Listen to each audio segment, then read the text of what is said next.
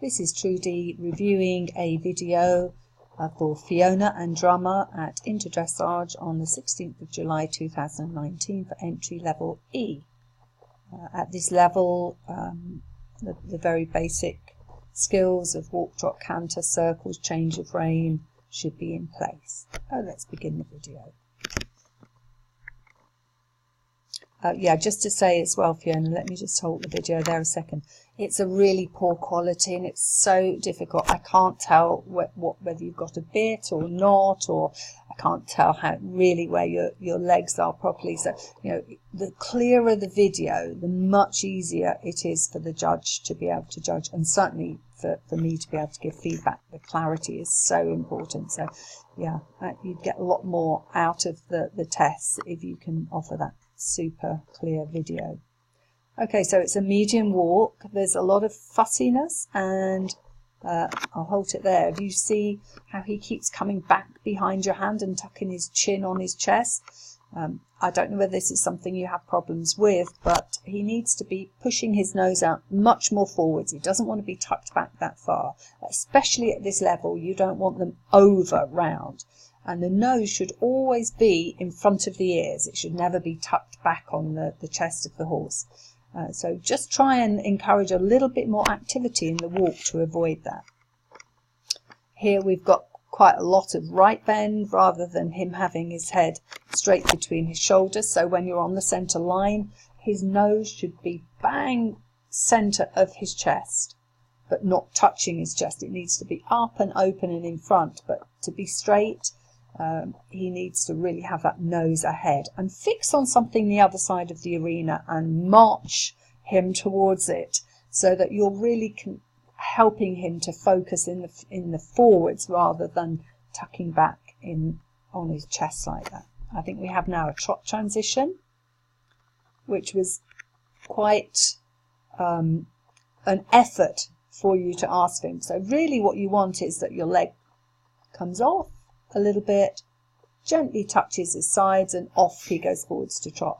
And if you haven't got that in place, you really need to work on that lot, so that leg off, leg on, trot. Take the leg off as soon as he's trotted, so that he really understands what the leg means, because a lot of people just bang, bang, bang, leg on all the time, and the horse just gets used to it. So you really don't have that ability for the horse to learn what the leg meant. The leg has to come off once he's trotted, so that he understands that. So we're going to track right here, which was, yeah, good. So I could see that you were trying to straighten him because he'd started to go right a little too soon. So ride those centre lines with a lot more boldness. Now here you can see, let me just slide the screen down a little bit if I can to help that. There you can see how far his nose is back towards his chest. So I can see, I think you have a martingale on, which is possibly why I'm reviewing this. Perhaps you forgot to take it off. Yeah, I'm not understanding why you needed the martingale, because he tends to keep his head very low, but perhaps we'll see later that he puts it up, and that will explain things. But really you want that, let me put a pen on this now for you. You want that to be, this needs to be up here, so his ears need to be up here, not down where they are there, and then the neck would come up on straight lines here, so it's quite difficult to do. Let me see if I can get a wiggly line for you. Yeah, let's do a free line. So his neck would come up then here, rather than being so low as it is there, and that's what you want. And you want this nose to be not tucked back there. You want his nose to come forwards there, like that. But we've got good bend, so that's a really good point, because a lot of people are not able to develop bend. So that's really good. You've got good bend in there. Let's go back and start to continue watching the video for you. So the energy is great, but he's still tending to hang behind your hand. He's really, really nice and soft and supple in the bend there. I really like that. So that's good. But you need to be lifting your hands a little. Each time you sit deep into the saddle. Lift up the hand a little bit, so that you're not encouraging him to go down so low and to tuck back behind your hand. Here we've got He actually looks quite stiff here, and he's gone very hollow against your hand there. So when he stiffens, he almost looks lame. And this is possibly if his back is tight, that what happens. So your diagonal line there is pretty accurate, well done, and you change bend for the new corner. You work a little bit hard at it, so each time you come up in the rise, you're kind of pulling yourself up, and there's a little bit of a use of the lower leg to kind of get you there. Try to think of it coming from the hip and the thigh lift out of the saddle rather than standing up tall in the stirrups. Okay, so there's a natural feeling that drummer pushes you out of the saddle. Go with it and then control your coming back down yourself. So he pushes up, you go with it, and you control yourself coming down. Now, just to mention, here we've got a much nicer, here we go, I would like the nose even slightly more in front of the ears than that, but that's much nicer when you're starting to look like you've got a horse that's contained nicely over its back, and this hind leg is coming nicely under and placing well. So yeah, I mean that looks pretty good at that point. Yeah, this is nice. You're maintaining a reasonably good soft bend in your elbows. I think you're just a little bit too handy. So when you feel him want to come above the bit, I sense that you're doing a little bit left, right, just to try and keep him down there. It really needs to come from him rather than you. So again, he's going to come a little bit hollow, so you're going to have a little bit of a fight with the hands, and then your elbows got stiff and tight, and there's all a bit of a, so it's a wrestle of him coming down. So I don't know what your warm-up is like, but for me, I'd want my warm-up to be lots and lots of walk, trot, walk, trot, walk, trot transitions on a very light rein, so that drummer becomes really supple over his back. It's no good trying to wrestle him into a soft round contact, because it's not going to be soft. So really your warm-up is massively important to get lots of transitions. Walk, halt, walk, walk, trot, walk, walk, trot, canter, trot, walk, walk, canter, canter, walk, halt, rein backs, dozens and dozens of transitions before you even think of riding the test. And then his back will be all nice and warm, all his muscles will be warmed up, and then he can come to your hand rather than you trying to force him to it.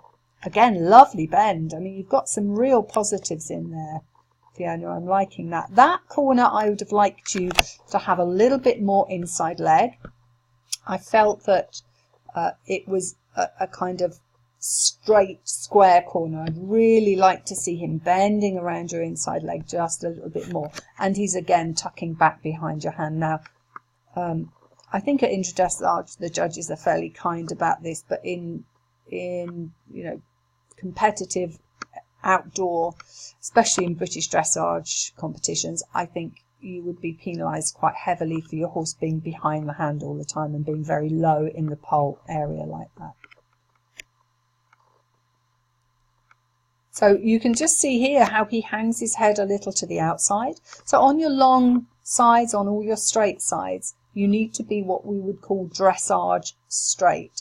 And that isn't dead straight like it is on the centre line. It means you have the tiniest, nearest hint of soft bend, flexion through the neck to the inside. It's tiny, but it will prevent this look that he has of leaning onto the outside shoulder. You really want him just to bring that nose a little more centre between the two shoulders, and just with a tiny hint of looking to the inside.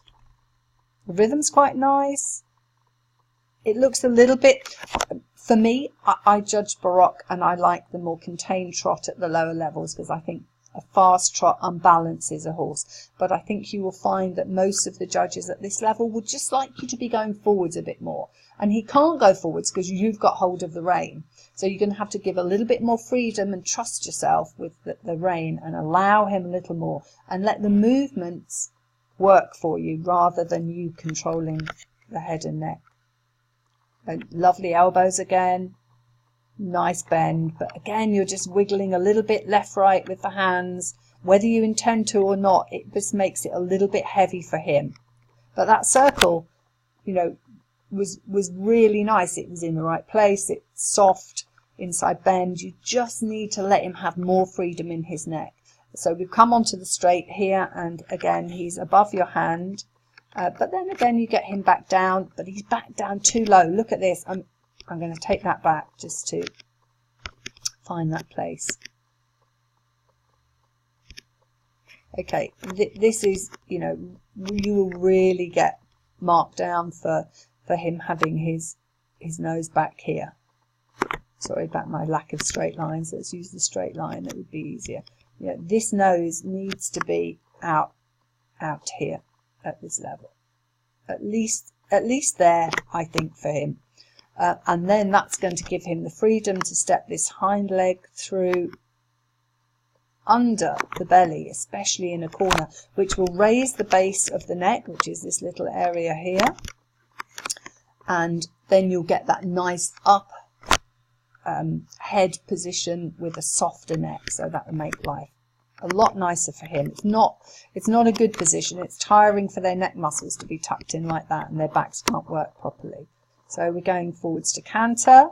That was a little bit of a rushed transition. It was, let's play again, it looked a little bit terrifying in terms of he brings his head up.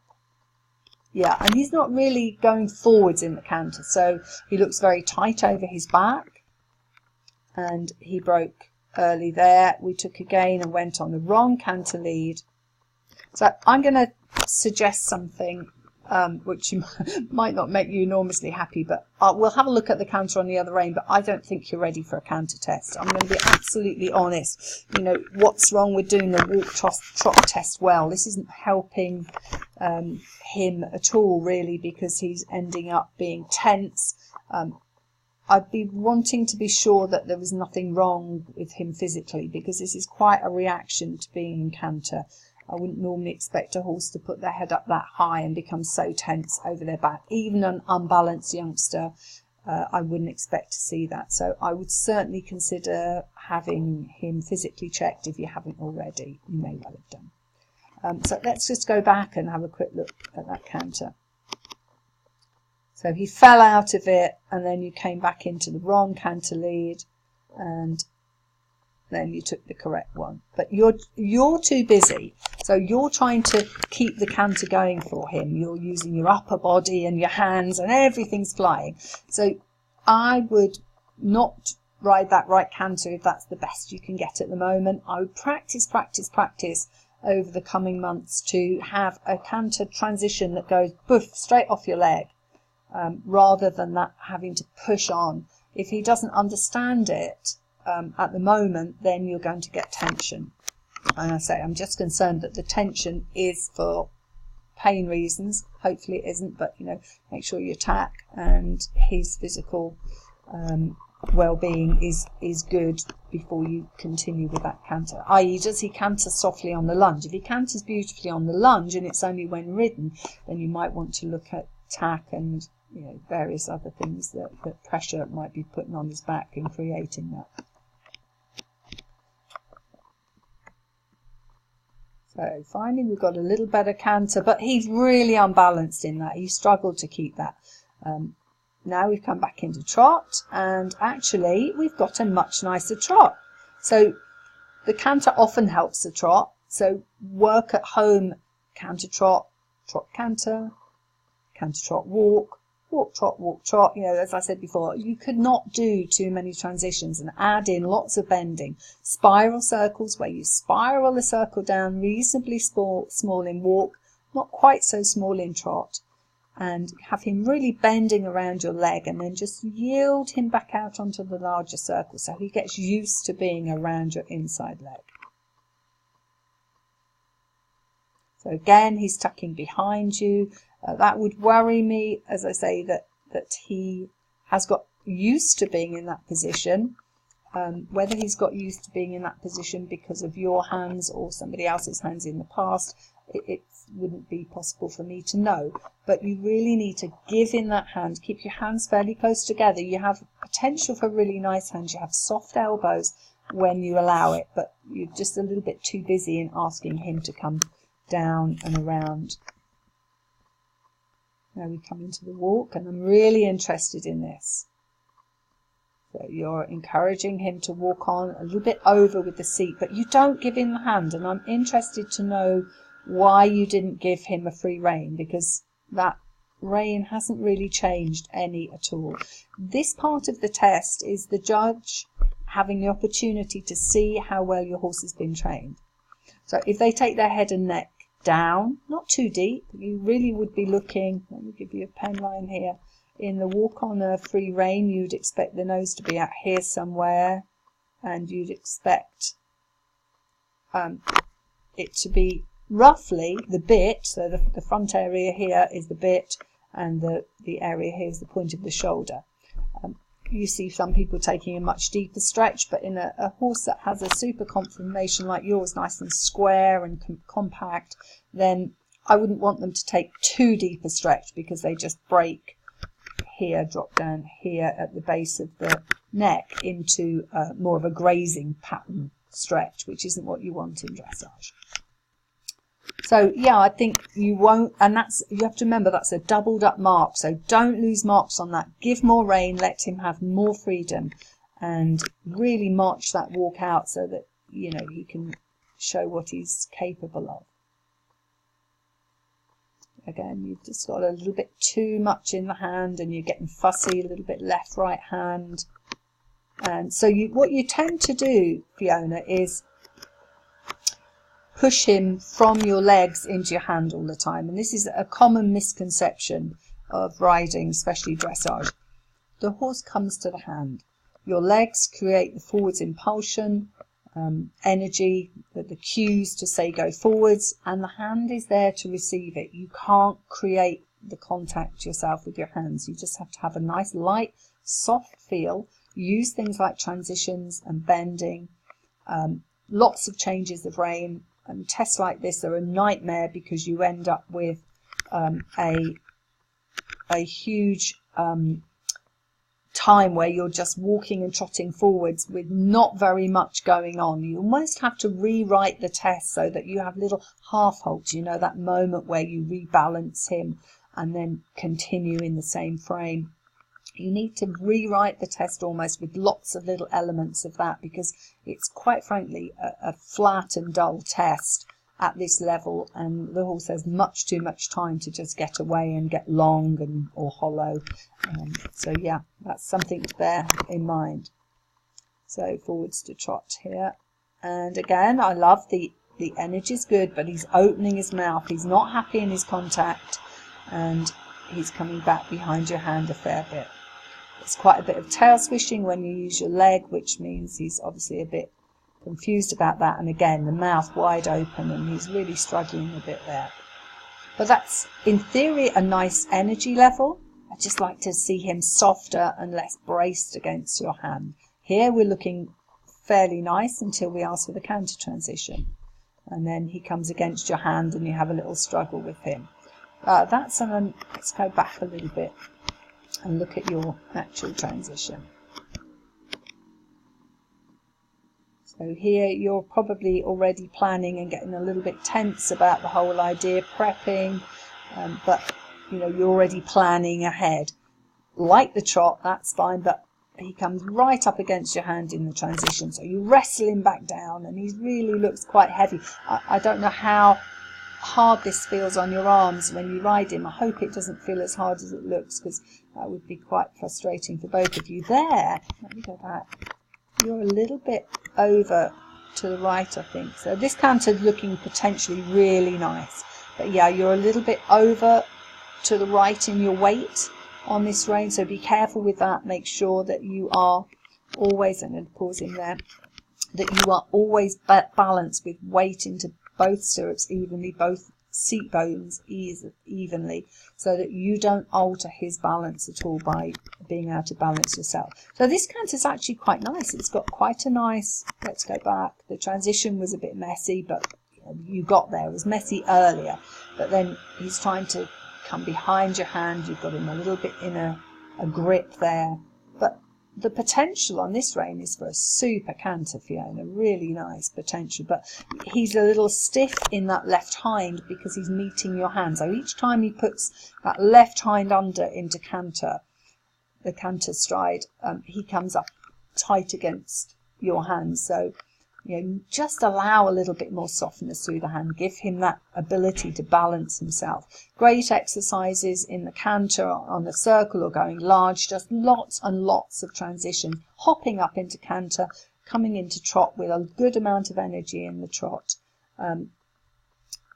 It's a nicer canter on this left rein than the right. The right will catch it up, but at the moment I'd be happy to see you competing with the left canter. I think that's understandable, when you're bringing a horse on, but I think the right canter's not really there for working in a test at the moment. Again, this is a super trot and kind of bears out what I was saying about having lots and lots of transitions. So if you have all those transitions, you kind of light his fire, and physically he's much more able to go forwards in a fluency and suppleness that he was frankly missing at the beginning of the test.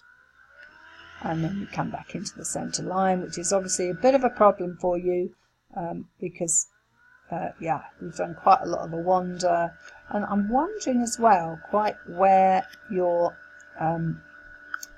you're filming. I've gone back to the beginning now. You're filming right from the. So let's have a quick look again at both centre lines. So the beginning one was in walk, and you don't have that left shoulder.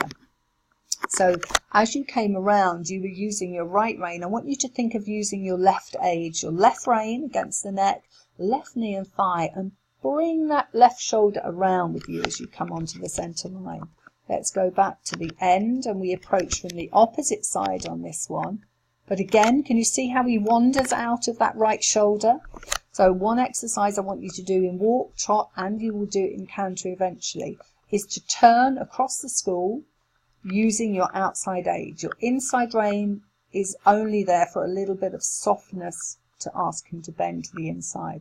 Other than that, everything you do is turn from the outside. Outside rein against the neck, outside knee thigh, guide that shoulder over in a sort of quarter turn, which is a bit of a quarter turn on the haunches.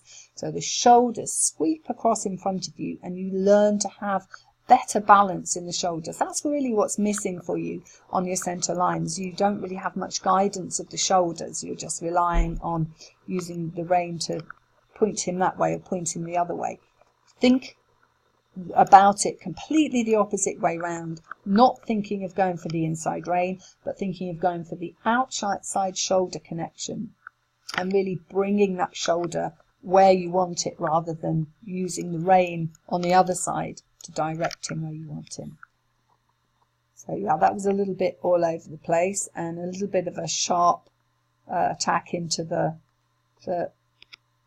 halt, the walk and the halt. So at this level you can be really progressive, 2 steps of trot and then walk.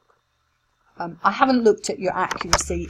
Your figures for the test are all in line with what they should be. You look reasonably accurate doing things like diagonals, and your circles have good bend. Your corners pretty much have good bend. You just need to be sure never to miss one. But your centre line, it's the first thing that the judge sees. So as you come in that centre line, especially as you've got the gift of it being in walk, you really want to be lined up, keeping those shoulders in front of you.